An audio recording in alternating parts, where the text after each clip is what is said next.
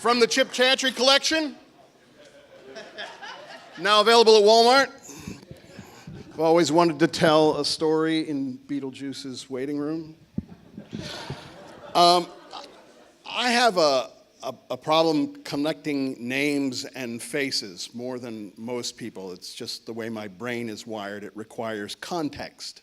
So if we work together, I may know all about you. I may know what you like, what you hate, may know your whole family, may know your hopes and dreams. But if I see you out at the grocery store, I may not recognize you. And as I have told many, many people, it's not that I don't love you. It's just that I'm an idiot. It's caused a lot of problem for me in my work because in my job, I meet a lot of people in a lot of places. I work as a location sound recordist, do documentary sound, news, that sort of thing. Once I was working on a job, we were doing a profile of a teacher up in Bucks County who had just gotten a big grant for developing a curriculum that showed a lot of promise in raising test scores. So we went up to the school to shoot the profile of her. And profiles generally have two parts, what we call the B-roll, where we shoot the person doing what they do, in this case, teaching. And the other part is the interview, where we sit down and ask them to tell us about the other thing. In this case, to shoot her teaching, I wanted to hide a wireless microphone on her. So the producer took me down to introduce me, and I walk in the room, and she's a petite blonde in her mid-30s, I would say, and she turns around and she sees me and she goes, "Oh my God, how are you?" And gives me this big hug like we're long-lost relatives. And I have no idea who she is.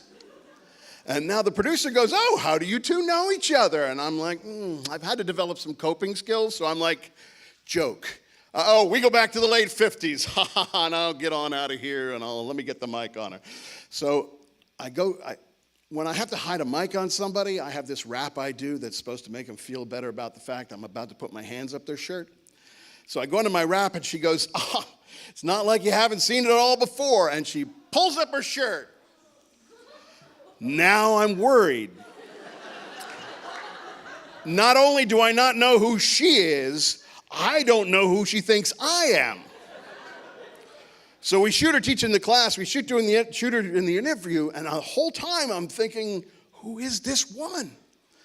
We get to the end of the day, and I go get my wireless mic back, and she gives me another big hug and says, "Thank you for not saying anything to anyone." Story number 2.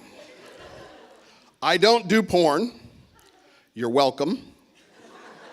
I've been asked to do sound for porn many, many times. I've always turned them down, mostly because they can't afford me. And I'm not bragging. It's just that porn producers don't want to pay for sound because really nobody's following the plot. And they can always lay in the, "Oh God, oh God, oh God," later on.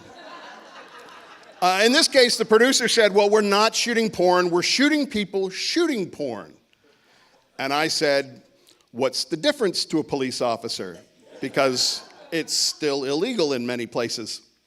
And he said, "Well, look at it this way. You will be the highest paid person on the crew because apparently you can get camera operators and grips and electrics to work at a lower rate if you promise them they're going to see naked boobies." Couldn't pass up the opportunity. So this story was a little different. This was a young couple up in Bucks County had started posting their love-making videos on the net. And they had gotten so popular, they started their own website, which got so popular, they were now making low 6 figures shooting porn in their suburban living room. So we go up to this suburban McMansion development, and nothing from the outside would reveal the nefarious deeds going on inside. Went inside, met the couple, very nice people. A young couple, he was probably a real tall redhead. She was a petite blonde, and they were probably in their late 20s. And, we do the B-roll first. We shoot them making sweet, sweet love in their living room. Afterwards, they insist on making lunch for us, naked. Now, I made the William S. Burroughs joke that nobody on the crew got, much like tonight. And despite the questionable hygiene, it was a lovely lunch. They were very nice people. We sit them down to do the interview, and we're talking to the husband. He says, yeah, we couldn't believe it. I made so much money, I could quit my job, and I take care of the website. His wife was keeping her job so they'd have benefits and insurance. And the director said, oh, where do you work? And she goes, oh, I'd rather not say, as you can imagine. He goes, well, just give us an idea what field you're in. She said, I'm a teacher.